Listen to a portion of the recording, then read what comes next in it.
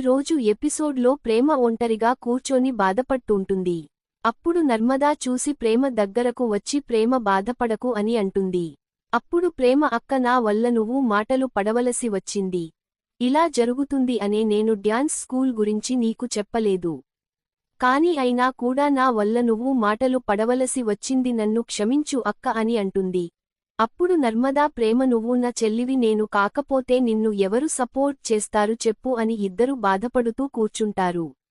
తరువాత రైస్ మిల్లో ఉన్న రామరాజు దగ్గరకు తన ముగ్గురు కొడుకులు వెళ్తారు. ధీరజ్ రామరాజుతో నన్ను క్షమించండి నాన్న, నా వల్ల మీరు ఈ రోజు బాధపడవలసి వచ్చింది అని అంటాడు. కాని రామరాజు నిన్ను చూస్తే నువ్వు చేసిన తప్పులు గుర్తువస్తున్నాయి అని అంటాడు. ధీరజ్ ఎంతో బాధ పడుతూ ఉంటాడు. తరువాత నర్మదా, ప్రేమ వేదవతి వంట గదిలో ఉండగా వెళ్లి మాట్లాడే ప్రయత్నం చేస్తారు. కాని వేదవతి ఒక్కసారిగా కూరగాయల బుట్టను ఎత్తేసి మాట్లాడవద్దు, నాతో మీరు మాట్లాడవద్దు.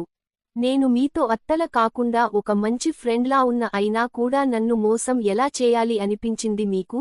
నాకు ఈ శాస్తి జరగాల్సిందే మిమ్మల్ని నమ్మినందుకు అని అంటుంది. అప్పుడు ప్రేమ, నర్మదా అత్తయ్య ప్లీజ్ మమ్మల్ని క్షమించండి అని అంటారు. వేదవతి వెంటనే నర్మదాను నీ వల్ల ప్రేమ ఇలా తయారైంది అని నర్మదాను తిట్టుంది.